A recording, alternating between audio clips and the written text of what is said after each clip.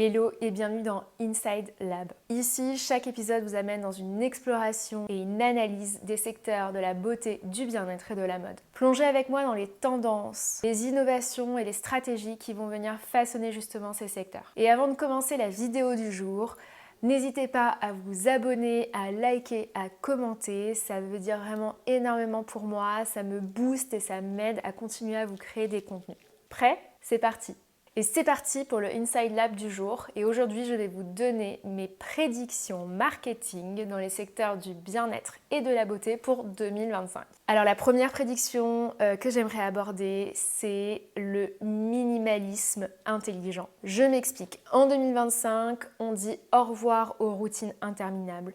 On dit au revoir aux placards qui débordent de produits. Aujourd'hui, le consommateur est à la recherche en fait de formulations qui vont non seulement être courtes, mais de produits qui vont être multifonctions, ce qui va permettre de réduire la quantité de produits qui vont être consommés, mais d'avoir des produits qui sont beaucoup plus efficaces, avec une concentration d'actifs vraiment hautement dosée. Il y a des exemples de marques qui ont pris le pas de cette tendance, comme par exemple Drunk Elephant, et aussi Monday Muse ou encore Allies of Skin. De toute façon, je mettrai le nom de toutes ces marques-là en commentaire dans la description de cette vidéo. La deuxième prédiction, c'est le skin cycling adaptatif. Vous connaissez déjà peut-être le skin cycling.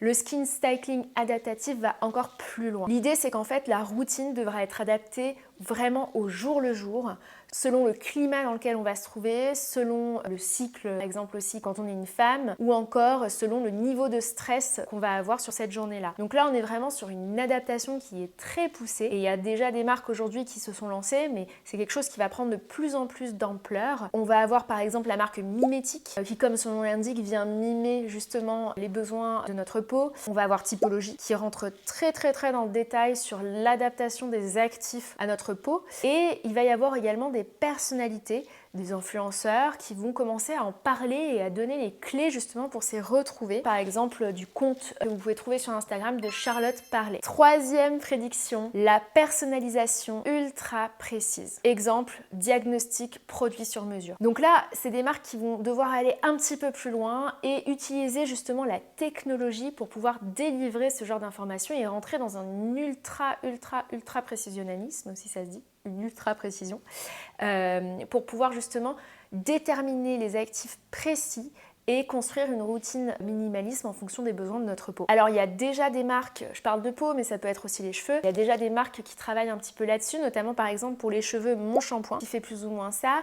On va avoir également la marque Prose et il va y avoir encore une fois des acteurs, personnalités, influenceurs qui vont donner justement plus d'informations et qui vont communiquer sur cette tendance. Je pense par exemple au compte sur Instagram de Suzanne Yara que vous pouvez aller voir qui illustre très bien ce propos. Quatrième prédiction, le marketing immersif et éducatif. Aujourd'hui, le consommateur, il veut quelque chose de plus que des promesses un petit peu vagues sur une action que va avoir tel ou tel produit sur notre peau. On a besoin aujourd'hui d'informations, on a besoin d'éduquer. Et on va venir justement à un stade, le consommateur, il a besoin de campagnes qui vont être vraiment enseignantes et engageantes. Donc c'est ce qu'on appelle le marketing éducatif et immersif. Il y a des marques qui ont commencé un petit peu, par exemple de The Ordinary. Quand vous allez sur le site, il y a un détail incroyable qui est fait sur tous les actifs, le pourquoi, comment l'utiliser dans sa routine. C'est très éducatif et surtout ultra transparent. Et encore une fois, on va avoir des créateurs de contenu qui sont parfois même des docteurs. Je pense à Dr Michelle Wang du compte Lab Muffin Beauty Science qui vient justement donner énormément de clés de lecture et énormément d'informations pour justement choisir des actifs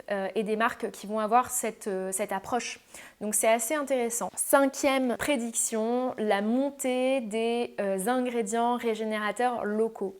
Alors ça fait un peu peur quand on dit comme ça, mais c'est pourtant très simple. Qu'est-ce que c'est? Clairement, je prends l'exemple, c'est des marques qui vont utiliser des ingrédients de leur biotope un peu local, de là où ils produisent, pour venir justement créer un produit et puiser dans ces ressources-là localement. Par exemple, une marque méditerranéenne qui va utiliser de l'huile méditerranéenne. Ça peut être aussi une marque bretonne qui va utiliser les algues. Donc ça, c'est quelque chose qui va vraiment tendre à augmenter. Il y a déjà des marques qui ont utilisé un petit peu ce pan, je pense à Ocaran, également la Canopée, développer, je pense aux huiles Oden. Donc voilà, ça c'est vraiment quelque chose qui va venir se développer sur 2025 et c'est une très bonne chose d'ailleurs pour l'économie et l'écologie. Enfin, dernière prédiction, l'ère du personal branding. Vous l'avez peut-être déjà vu aujourd'hui, on a envie d'en savoir plus sur les créateurs, des marques, mais pas que. Jusqu'à maintenant, il y avait beaucoup de personal branding qui était fait chez les entrepreneurs, mais aujourd'hui, même les salariés, les influenceurs travaillent vraiment autour de leur personal branding et communiquent de façon personnelle leur projet professionnel. Donc l'idée, c'est de venir lier ces valeurs avec ce qu'on fait au quotidien dans notre travail.